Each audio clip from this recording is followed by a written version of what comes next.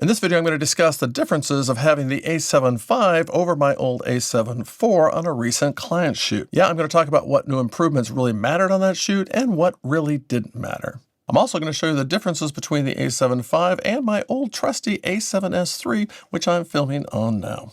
So if you want to see some real-world examples rather than just talk about specs, well, you're going to want to watch this video to find out what really made a difference and what didn't in the real world. Now, just before Thanksgiving this year, I took two of my granddaughters, Gwen and Stacy, to the North Pole Experience. Yeah, it's in Flagstaff, Arizona, and you know what? It's apparently only 10 minutes away from the North Pole, but you do have to teleport there. Now, Stacy's in a wheelchair because she had a sprained ankle. She's fine now, but it was a lot easier to wheel her around than to hobble her around, so that's what we did. Now, the North Pole Experience is really an incredible experience, and we were fortunate to even get tickets this year. You start the experience in the Little American Hotel in Flagstaff, Arizona, and you're greeted by a number of elves who are very nice. They check you in and you board a trolley, and then you are teleported to the North Pole. You're entertained by your trolley guide and some video all the way to the North Pole. Once you're at the North Pole, you enter as a group into Santa's workshop, and you work your way from room to room, and you spend about 10 minutes in each room. There's Santa's Toy Hall of Fame, where the 10 soldiers put on a little show. There's the compass room to prove that you are actually at the North Pole because, well, the compass is spinning, which of course is undeniable proof. And then there's the toy room where kids help Santa dress teddy bears. Then, of course, they have to scan the bears to make sure that the kids did a good job. Apparently, Santa is big into cheap child labor, and it's a lot of fun because there are plenty of dance party breaks throughout. Oh, and then Mrs. Claus takes you into her kitchen and feeds you hot chocolate and warm cinnamon donuts. Of course, there's also some more dancing. Then you go to Yeti University, where you learn to move objects with Christmas spirit. Then you go to the mailroom, where you write your letter to Santa. And then after that, you pass Santa's sleigh and the control room and deliver your letter personally. Pictures are taken, and it's all included in one package deal. Yeah, it's a lot of fun. So I filmed the whole thing on my A camera, my A7S III, with my 24-70 G Master 2 lens. I love the 24-70mm lens when I'm filming something that I don't know really what I'm going to have to shoot. It's great to get in tight or to pull out. When I got home, I edited up a little 8-minute video and I posted it on my personal channel so that my grandkids could remember the experience. Now, I was pleasantly surprised when the head of marketing for the North Pole Experience contacted me and told me how much they loved the video. They offered to pay me handsomely for the video that I had already shot and asked me if I would come back up again and do another day's shoot and go through the experience 3 more times. They'd put me up in the resort and also have breakfast with Santa, as well as the s'more experience at the Little America Hotel in Flagstaff. And I immediately accepted the job because I had 2 more grandchildren that I wanted to take to the North Pole Experience. Plus, the money that I was going to get was going to be more than enough to purchase the new A7V that had just been announced. So, win-win. Now, on my second trip, I took Maggie and Harper, and I again shot it on the A7S III because I didn't really want to take any chances. I knew that camera very well, but the A7V had just arrived in the mail 2 days before I went up, and I was kind of excited to try it out. So after I did 1 loop through on the A7S III again, I decided to do the next run on the A7V. And I shot that entirely vertically, which is something I've never done before. And then that night, I went back for my 3rd time, again with the A7V, and that time I shot in 60 frames a second.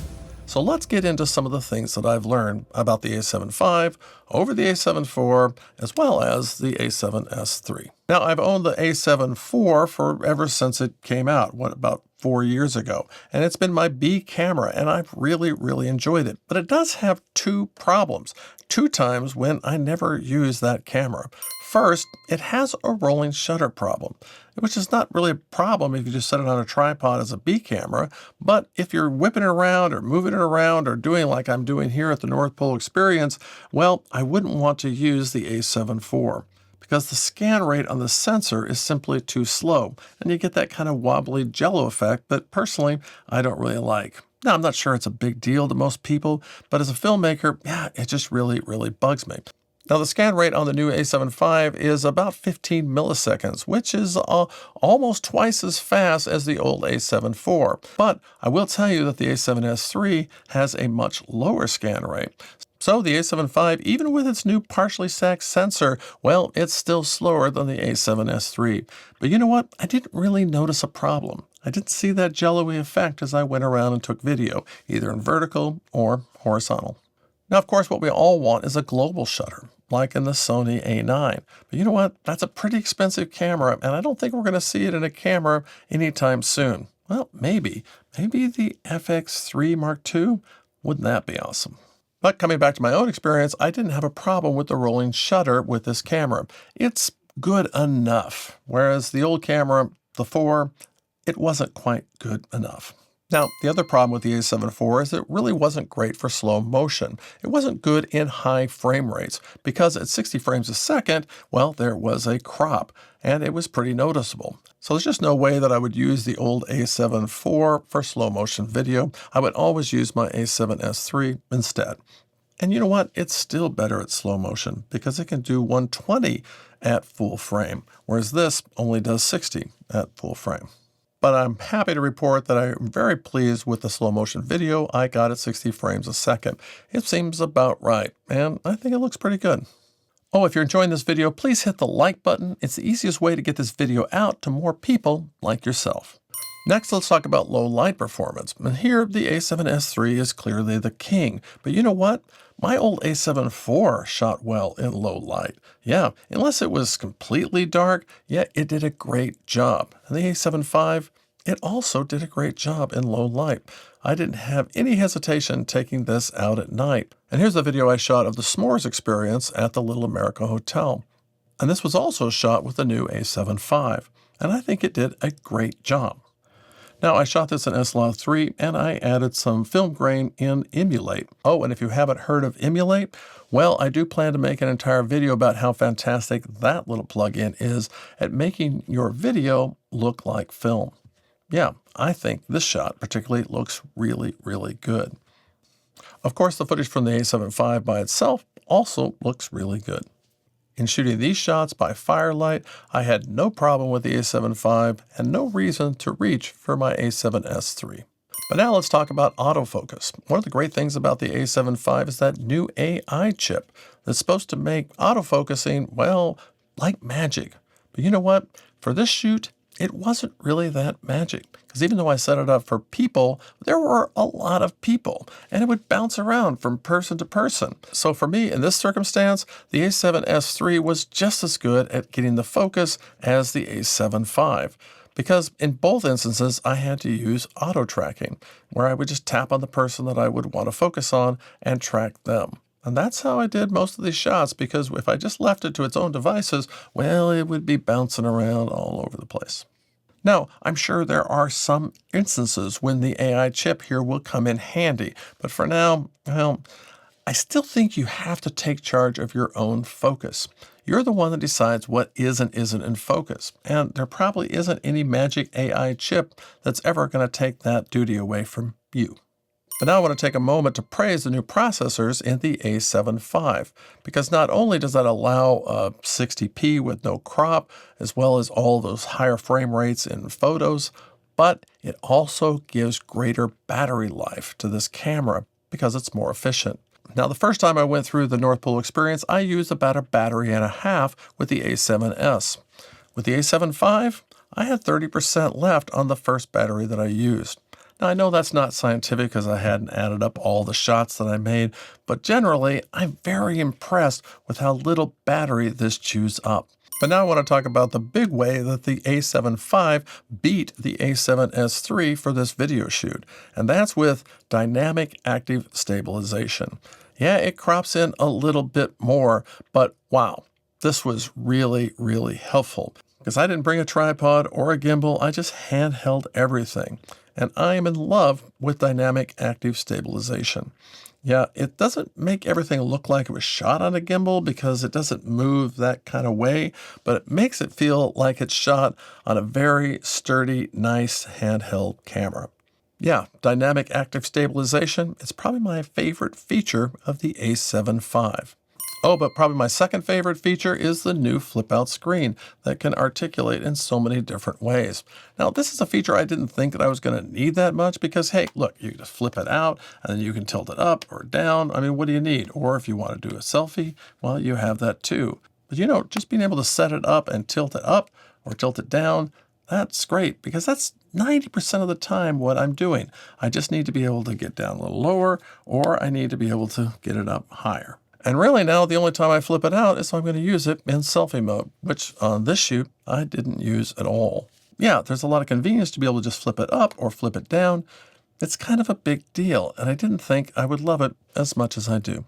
Now, one of the new features of the A7V is 2 USB-C ports, one of them that you can use for power, which I guess is great, but I didn't really use it here. I kind of prefer using a dummy battery. This little dummy battery by SmallRig is great. It costs about $35, and what I like about it is it doesn't give you that warning like, hey, you're using an unauthorized battery here.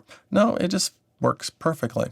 So I guess it would be nice to be able to just hook up USB-C here, but then you know what? It doesn't come with a charger, so you don't have anything here, whereas this will actually plug into the wall.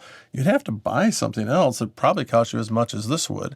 Oh, but then you'd say, well, you don't have this door hanging out, but well, you have to have this door hanging out. So a door of some kind is going to have to hang out if you want to hook this up to mains power. So it's nice, I guess, but certainly not any big deal to me. One other advantage to shooting with the A7V over the A7S III is clear image zoom. Yeah, because this is 33 megapixels, you can use clear image zoom to just bump in and have that additional reach of 50%. That's one thing I really do like, and I use it quite a bit at the North Pole experience. Whereas with the A7S III, well, it's only 24 megapixels, so you can't pop in. So overall, I love the new A7V, and it has solved a number of problems over the A7 IV. Plus, it has some advantages over the A7S III.